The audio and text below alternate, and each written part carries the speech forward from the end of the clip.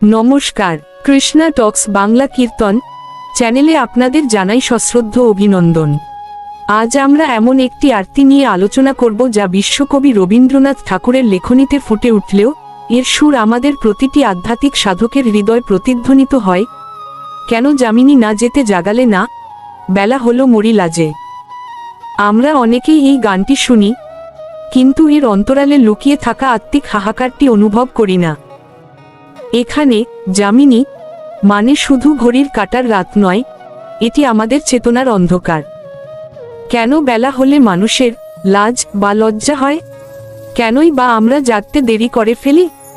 আজ এই পরম সত্যের গভীরে আমরা প্রবেশ করব। ভিডিওটি শেষ পর্যন্ত দেখার অনুরোধ রইল। আলোচনার গভীরে যেতে হলে প্রথমেই বুঝতে হবে যামিনী বা রাতের রূপকটি।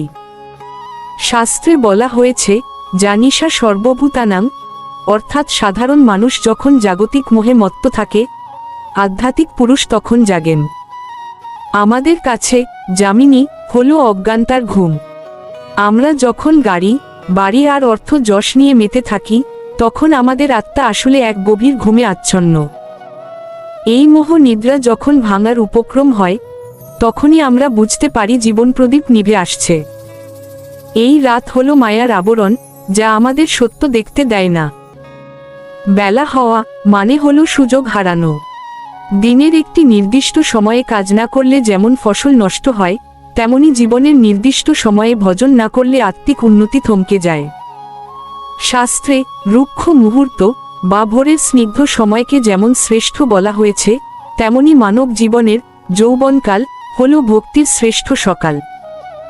যখন সেই সময় অবহেলায় পার হয়ে বার্ধক্যের তপ্ত রোদ বা বেলা চড়ে যায়, তখন মানুষের মনে প্রবল লজ্জা আসে। সে তখন আয়নার সামনে দাঁড়িয়ে নিজের আত্মার কাছে লজ্জিত হয়, হায়, পরম ধনকে ছেড়ে আমি খড়কুটো নিয়ে সারা জীবন খেললাম। শ্রীমদ্ভগবতে মহারাজ প্রহ্লাদ অত্যন্ত স্পষ্ট করে বলেছিলেন, কৌমার আচরেত প্রাজ্ঞ ধর্মান ভাগবতানি, অর্থাৎ বুদ্ধিমান ব্যক্তির উচিত শৈশব বা কৈশোর থেকেই ভগবত ভজন শুরু করা। কেন?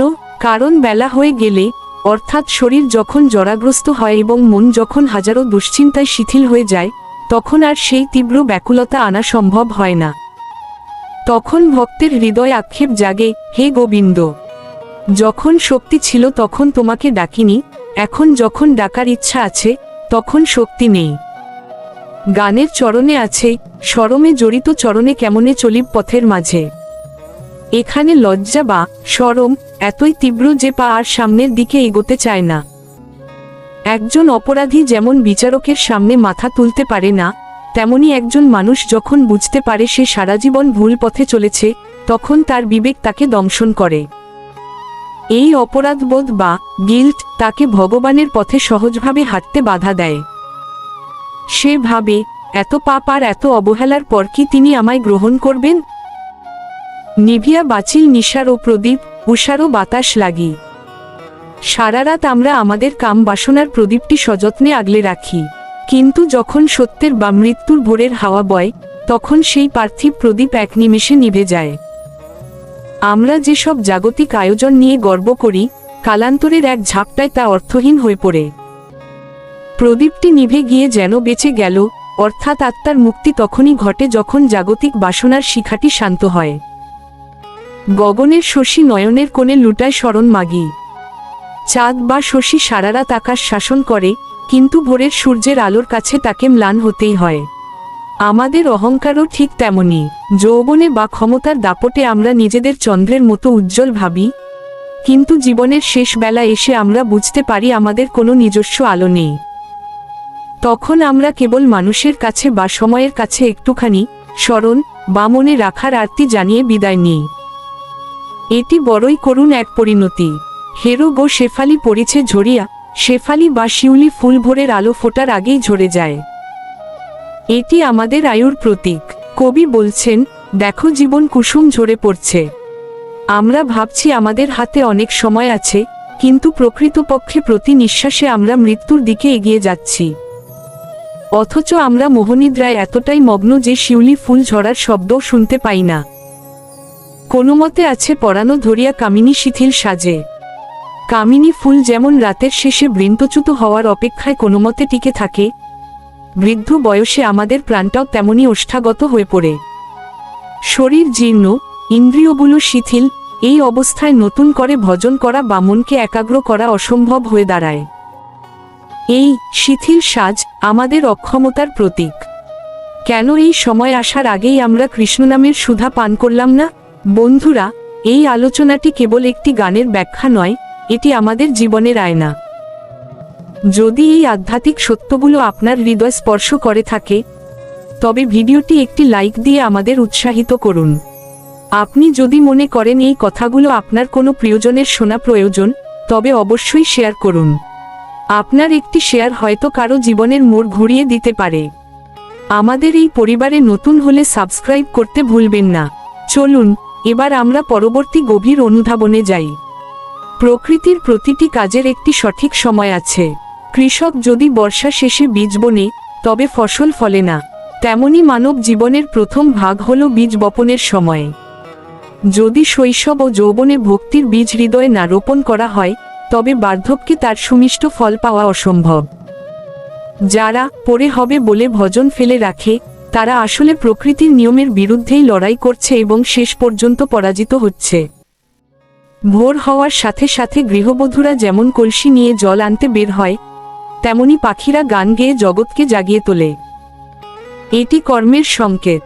জগৎ যখন তার স্রষ্টাকে স্মরণ করে কর্মচঞ্চল হয়ে উঠেছে, তখনও যারা ঘুমের ঘোরে থাকে, তারা আসলে জীবনের মূল স্রোত থেকে বিচ্ছিন্ন।